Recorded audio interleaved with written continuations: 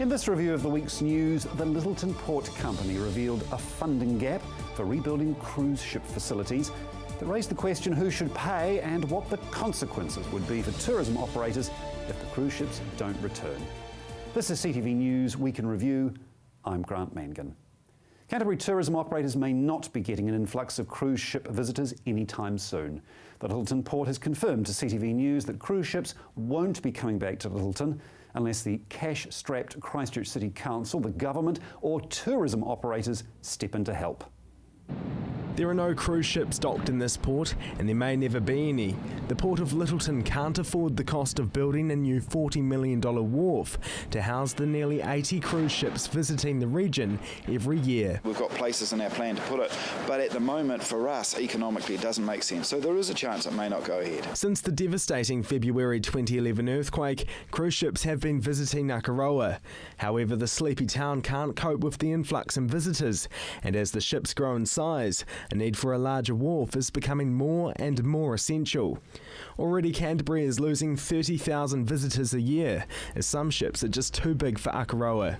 Before the earthquakes, the ships only brought in around $2 million of revenue a year for the port, so the company is hesitant about investing in the venture. Financially, it doesn't make sense for our company. Unless the Christchurch City Council, government or tourism operators stump up half the cost of building the new 350-metre wharf, it won't go ahead, and Canterbury will miss out on promised riches. Last season, 72 cruise ships visited Akaroa, spending nearly $15 million in Canterbury. If cruise ships only visited Akaroa, the annual 72 visits would increase to 105 a year by 2027, bringing in $28 million a year to the region. However, the bigger ships will have to bypass Canterbury altogether. That's unless a new wharf in Littleton is built by 2017. Up to 118 cruise ships would then be able to visit both Akaroa and Littleton, and by 2027, $45 million would come into the region annually. Over 10 years, that shared port option will mean an extra $127 million could be spent in the region. Tourism operators don't want to miss out on that cash windfall. If the province was to say, look, no, we don't want that $127 million of benefit, we'd have to look at that in the context of could the Littleton Port Company accept a lower return for the cruise wharf versus other assets because of the wider economic benefit? Akaroa is limiting the tourism opportunities available for the cruise ship visitors. North Canterbury wine tours, like a much bigger day out on the Transalpine, those things are very difficult from Akaroa because they've got to get over the hill and they're only allowed to come into Akaroa after daylight and must leave before darkness. As far as the local city councillor is concerned, Littleton needs to get its cruise ships back. Akaroa is doing a great job of handling the cruise ships at the moment, but Littleton needs to be geared up to handle those cruise ships so that we can take advantage of this part of our economic development opportunities. So who should pay? There's a number of options that have been looked at. You can go from a government, some form of government, you can go from stronger levies on the industry itself through to local grants as well. There's a whole range of things. Most Littleton locals are disappointed they may not get their cruise ships back. Well, that would be a terrible shame, I think. Well, it'd be a bit of a blow for the local economy, wouldn't it? Yeah, I think it's a bit of a shame. I think that they should be brought back in, personally. Awesome. I live in Dunedin, so if they come to Port Chalmers, so much the better. However, local business owners say the cruise ship visitors don't benefit them. Yeah, there were probably some that did all right from it, but I think for the vast majority, the cruise ships didn't add too much. A decision needs to be made soon. 2017 is the proposed date the wharf will be built, but the longer discussions take, the longer it will be before the cruise ships return. What I do know is to build the facility takes about 18 months to 2 years anyway, the physical works and design to do it. So even if we got the go button, in March next year, it would be 2017. Canterbury Tourism, the Christchurch City Council and the Port of Littleton will meet to discuss the future of the cruise ships later this month. Marcus Gibbs, CTV News. A major Christchurch tourism operator is frustrated with the lack of progress the Littleton Port of Christchurch is making to bring cruise ships back to the Garden City, branding the move as a delaying tactic. Christchurch's gondola, trams and punting are ready and waiting for tourists, but they're nowhere to be seen. We're only getting probably 20%, 25% of the bookings through our punting and tram operations that we used to get. Michael had assumed the cruise ships would be back in Littleton by now, and he'd planned for thousands of extra tourists to be visiting his various attractions. But that's not the case. Just after the quakes, we planned to coming in 2012, then 2013. So it's the port just delaying things, I believe. That date is set for 2017, but if no one is prepared to pay for a new $40 million wharf, it won't be built, and the cruise ships won't be returning anytime soon. So this is the first time I'm hearing this. What I'm definitely saying is that there needs to be some conversation between the port and likely partners so that we can get this back on track. The Littleton port has proposed to build the new 350-metre wharf, but says it can't afford to without the government or the City Council chipping in.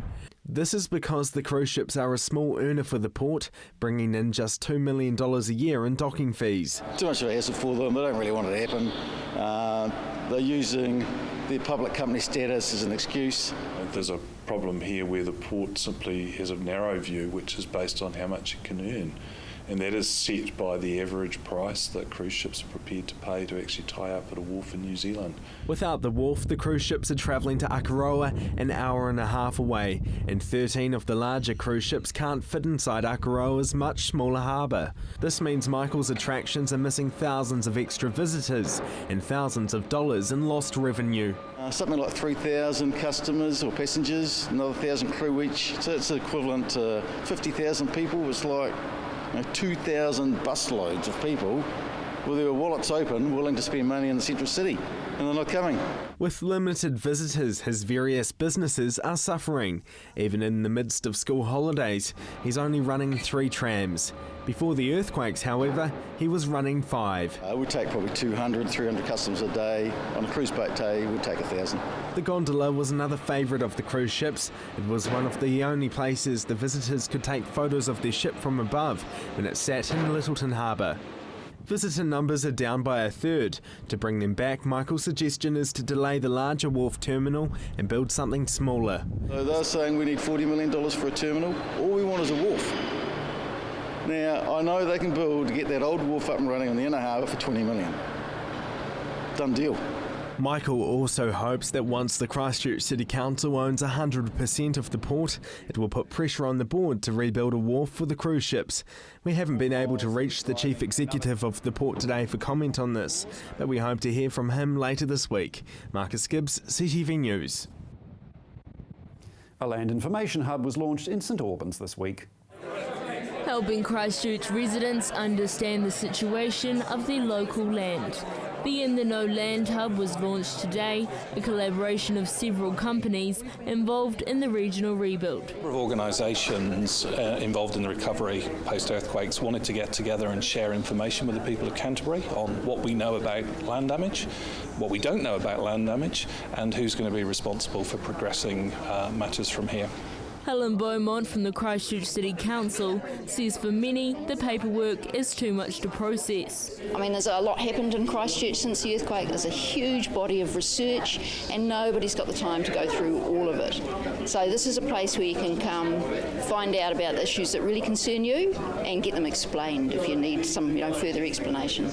EQC, the Christchurch City Council, ECAN and the Ministry of Business, Innovation and Employment will all have representatives on hand to answer questions and explain wherever they can.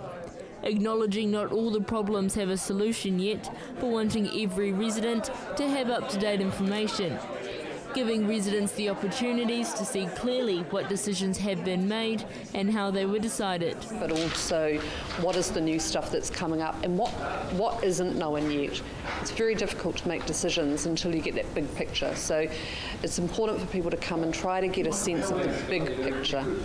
The Earthquake Commission's head of land settlements, Keith Land, says this is a valuable opportunity for residents. We believe that there are a lot of still unknown aspects around land damage, and therefore what we're looking to do, along with the other agencies involved here, is to share that information with people. Canson's Leanne Curtis says that the solution may help ease residents' confusion. And there's lots of myths, there's lots of conspiracies, there's old information, there's new information. It's really confusing. So come and talk to the geotechs who actually, land is their bread and butter, they understand it. Found at 140 Springfield Road, the hub is filled with interactive technology, easy-to-read poster boards and geotechnical experts on hand. Hoping it will be a family-friendly environment, Leanne Curtis says there's also a toy box for the children. So it's a place where you can come, you can bring your kids, you can spend your time, but also come back because the seminars will be running at different times, different speakers, different topics. It's a place where we hope people don't just come once, we want them to come again and then come back again. What's next for the hub if all goes well? If this is a really successful venture, we'll look to extending that into longer time frames next year, into looking at Port Hills issues as well. The hub will run until the 16th of October. Joelle Batista, CTV News. Coming up, the Heathcote River is getting a makeover.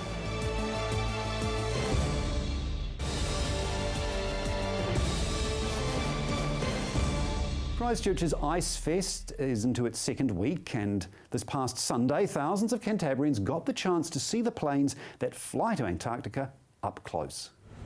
More than 8,000 people turning out for Christchurch's Air Day, a chance to see the mighty aircrafts that travel to the icy continent of Antarctica.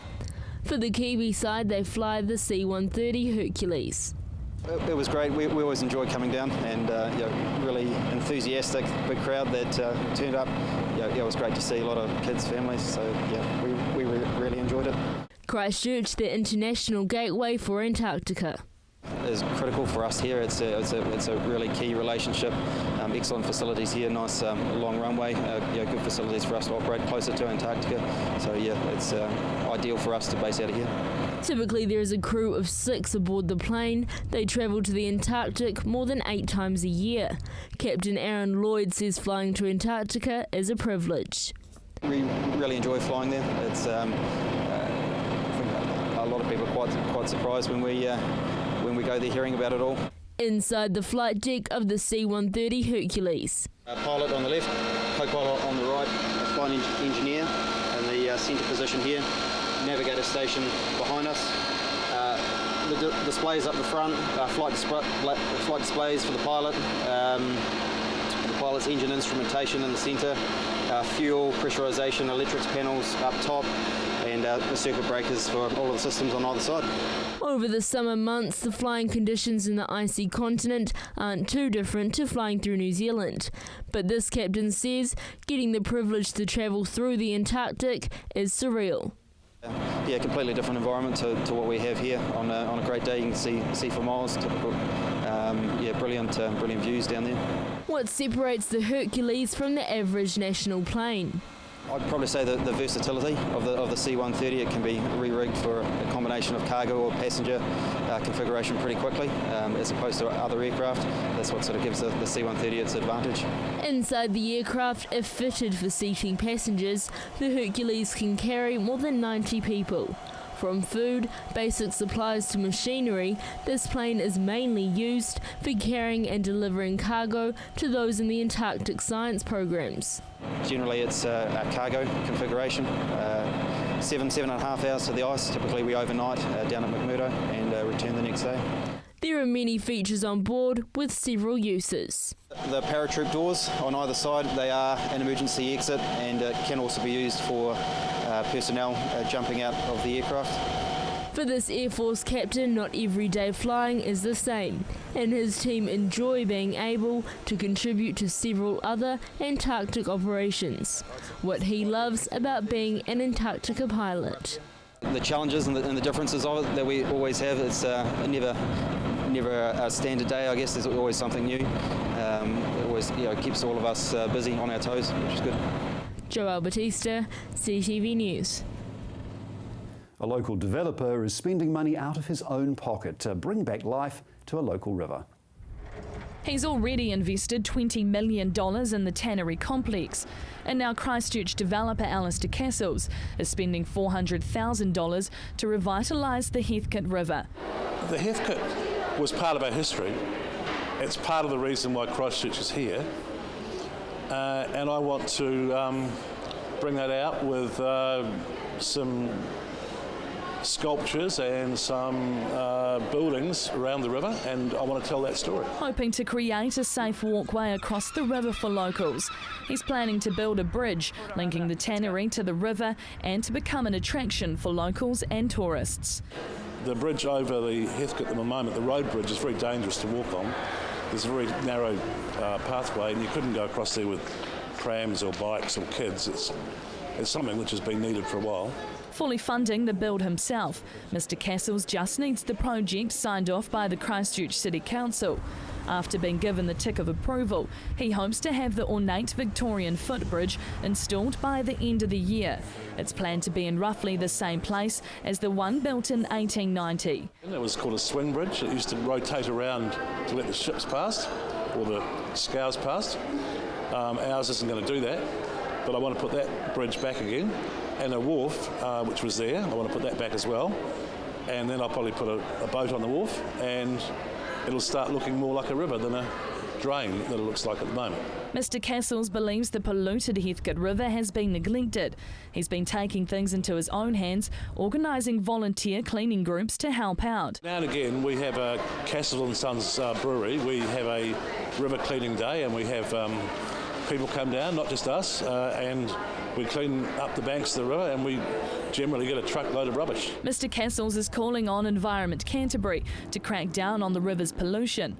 A spokesperson for ECAN told the press 30 businesses in the area were already part of a pollution prevention program for the river. Mr Castles is hoping by attracting more people to the river, it'll put the pressure on authorities to keep them clean. Emma Cropper, CTV News. Still to come, exhibitions of calligraphy and the elderly.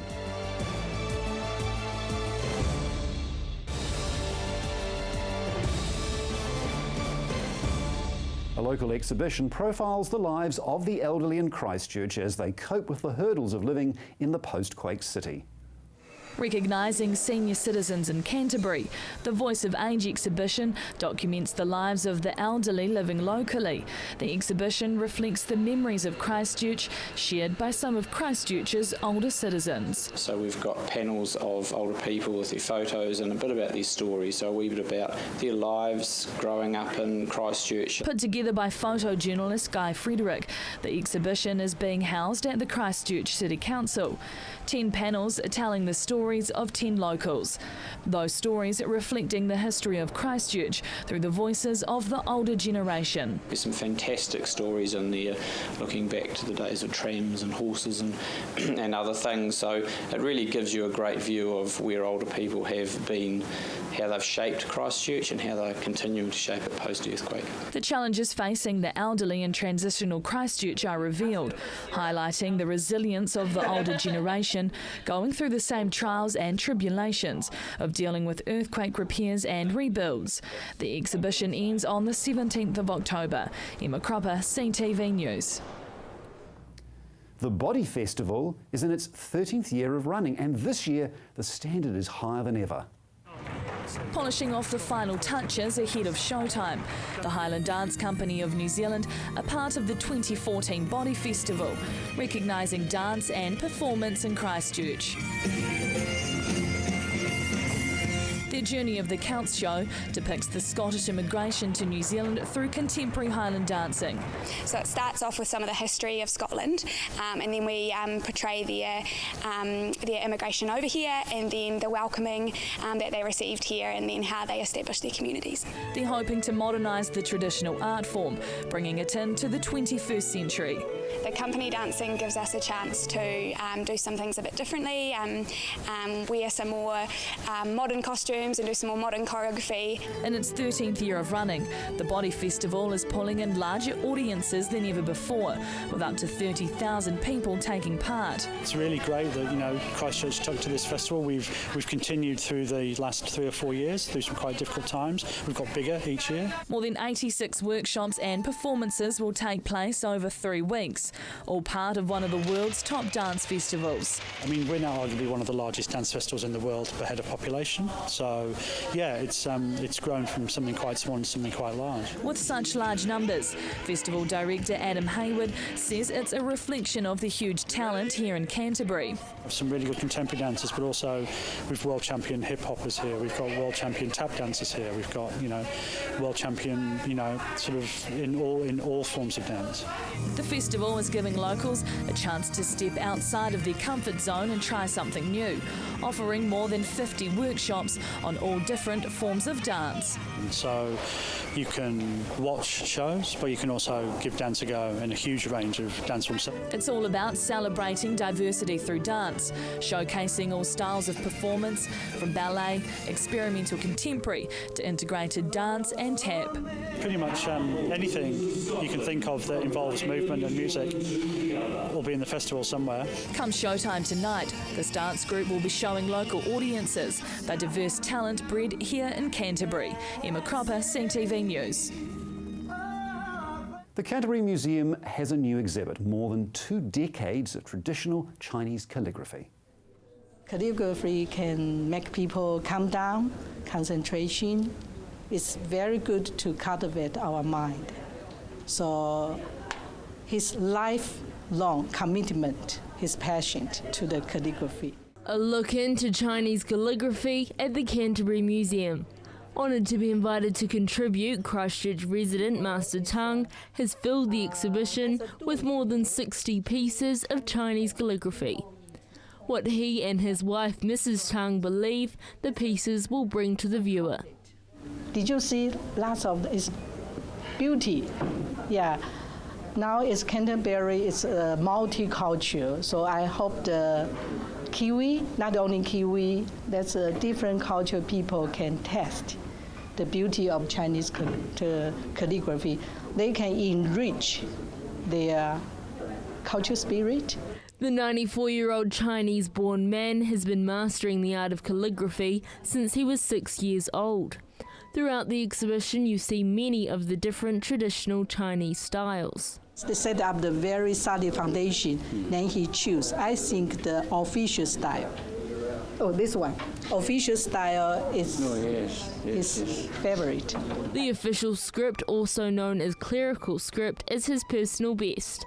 One piece the calligraphy master pointed out was one he created for his wife's birthday. When translated into English, the few characters that you see become a Chinese birthday wish. So may you be blessed with peace and good fortune, and may you have a long and healthy life. There are more than 5 different styles of Chinese calligraphy. Another popular style is the running script, also called semi-cursive. Running style can express people freely, so freely express our emotion. The Tangs are also Tai Chi masters, an ancient form of Chinese martial arts. The continuation of Tai Chi Chuan. So that's all we can say it's a Bible of the Tai Chi. The piece of calligraphy combines 2 of Master Tang's passions, calligraphy and Tai Chi. What the arts do for this Chinese couple.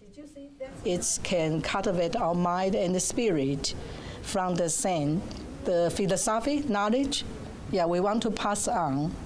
What the Tangs love about New Zealand is the beautiful scenery and the nice people. The Chinese pair hope the exhibit brings a piece of their culture to the people of Canterbury. He continues his passionate, and he want to, go forward, introduce the Chinese culture to variety, different nationality. The exhibition can be found on the 3rd floor of the Canterbury Museum. Joel Batista, CTV News. That's CTV News Week in Review. I'm Grant Mangan. Have a great weekend.